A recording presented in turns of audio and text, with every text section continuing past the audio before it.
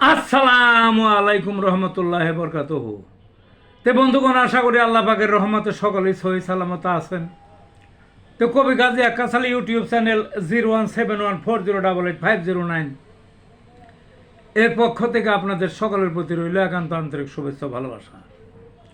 তে বন্ধুগণ, এখন আপনাদের সামনে যে বয়ানটা রাখবার চেষ্টা করব, বয়ানটার নাম হলো ভয়ঙ্কর পিপাসা রোগে হোমিওপ্যাথিক চিকিৎসা।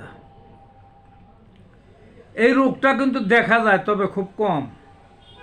আমি একটা রোগী দেখেছি এই বয়সে মাত্র, ভয়ঙ্কর পিপাসা। সেই একটা ছেলে, ছোট ছেলে, না বুঝ, সে মানে কথাও বলা শেখে নাই, এই সময় তার এই রোগটা হয়।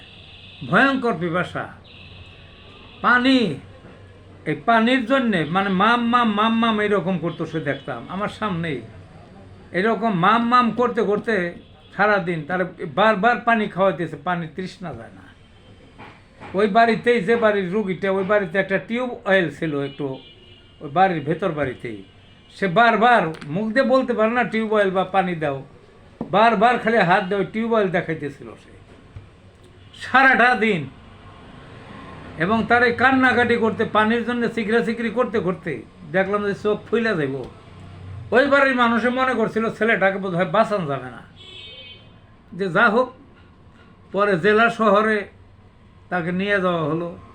তো ভাগ্যটা ভালো ছিল, একজন বিশেষজ্ঞ ডাক্তার ছিলেন, অ্যালোপ্যাথিকের ডাক্তার।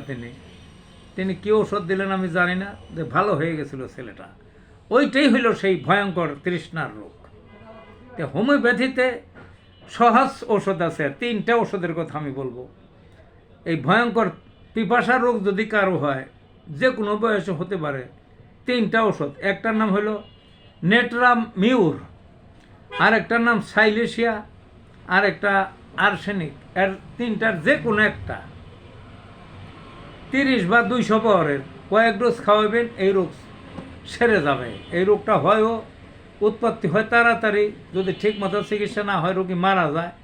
আর যদি এই যে 3টা ওষুধের কথা বললাম, কি কি বলছি, নেট্রাম মিউর, সাইলেশিয়া, আর্সেনিক্যাল, এই 3টার যে কোনো একটা 30 পাওয়ারের অথবা 200 পাওয়ারের কয়টা ডোজ খাওয়াবেন, তাড়াতাড়ি সেরে যাবে। ভালো থাকুন বন্ধুগণ।